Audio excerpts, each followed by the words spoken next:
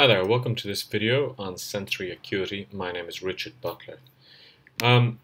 Sensory acuity is a phrase that we use in neurolinguistic programming, and it's something that you will hear quite a lot if you actually start to read up about NLP. So what it deals with is being aware and really being in the moment and understanding what is going on right now. Now I'm going to ask you a question. Are you awake? Okay, sounds like a silly question because of course you are.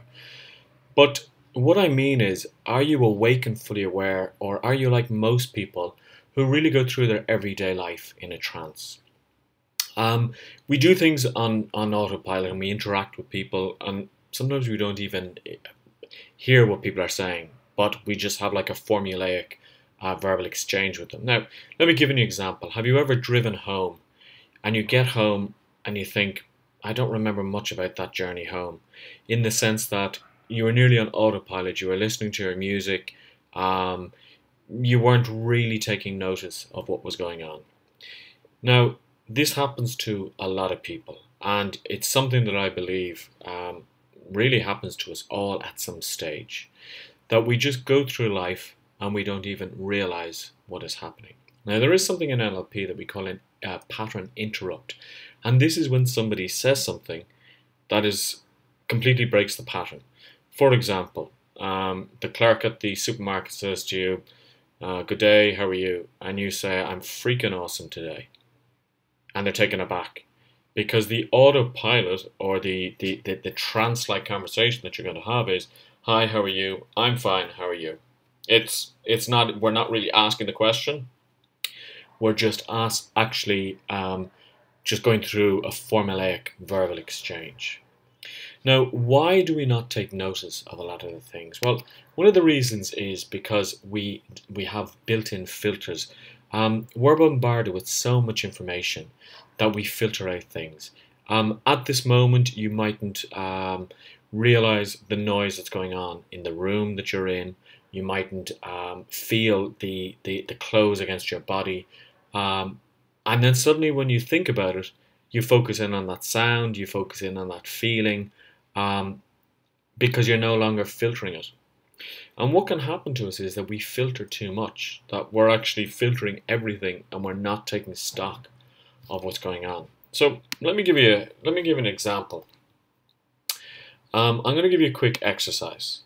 So I'm going to ask you, without looking, can you describe your watch if you wear your watch, or a bracelet if you have it on? Okay, so I don't want you to look. What color is the face of the watch? Is it black? Is it white? Is it a different color? Are there Roman numerals on the watch, or is it just ordinary numbers? Perhaps it's a watch that just has 12, 3, and 9 on it. But could you give me the exact details of your watch? Does it have a second hand? Okay, if it does have a second hand, does it rotate smoothly or does it glide around? Okay. Now, if you're wearing a digital watch, exactly the same type of questions. What type of font is used? What else is on the screen, etc. Is there a name written on the watch face?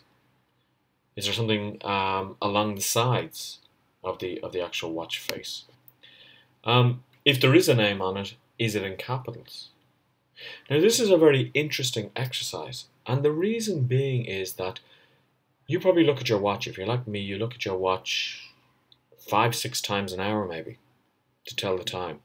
But then when somebody asks you to describe it, you find it very difficult. So it's something that you look at constantly, but the problem is that you don't actually assimilate the information that's there, and you're not able to then tell people what the watch looks like. So this can happen. This can happen in life, that we're not aware of what's happening. So how can sensory acuity help you? Well, it can help you in every aspect of your life. If you're a business person, it can help you because you become more aware of people and their reactions when you're in a business meeting. In your private life, it can also help you. You can pick up little gestures that your partner may make when you say something. If you're in the dating game, this is another use of sensory acuity. You can judge what's going on. You can see what's happening with the person when you're talking to them. Okay. So let's say you're in a meeting. You want to see the reactions of other people as you talk to them. So you say something and you see that they move back a little bit. And every time you mention this point or a similar point, they move back. Perhaps that means that they're resisting what you're saying. But now that you're more aware of the body language, you can actually then say, okay, so now I know that this person mightn't be liking what they're hearing, so I'm going to change my tactic. Do they blink when you say something? They often say that this happens when somebody is lying, that they blink or they twitch. Okay. Does their skin change color? So, example, every time you walk by somebody and say hello to them, they blush a little bit. Okay. Oh, I never noticed that. Now suddenly you're noticing these things. So it's really important that you become aware of what is going on in your surroundings. So if you imagine, you may go into a meeting and you're so stressed about the meeting that you don't see what's going on around you.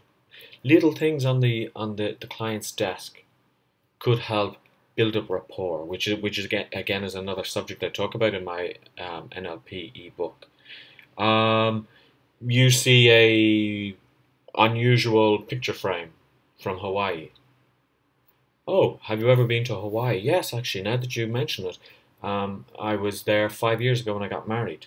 Oh, wow, and what was it like? Immediately, you've broken the ice, you're starting to build up rapport. So you need to really think about this. Now, I believe that by becoming more aware and seeing everything that's going on, you're going to be able to communicate better, you're going to be able to understand people better, and at the end of the day, you're probably going to be able to achieve what you actually want.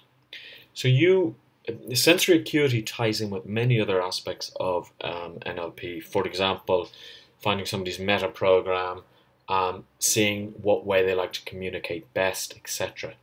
And as you become more aware and take stock of your surroundings, you're going to really see that your life is going to change and your interactions with people are going to change. So you've been listening to Richard Butler, the success coach, talking about sensory acuity, which is part of neuro-linguistic programming. And if you enjoyed this video, I would encourage you to sign up below for my free NLP ebook, which talks about more aspects of NLP.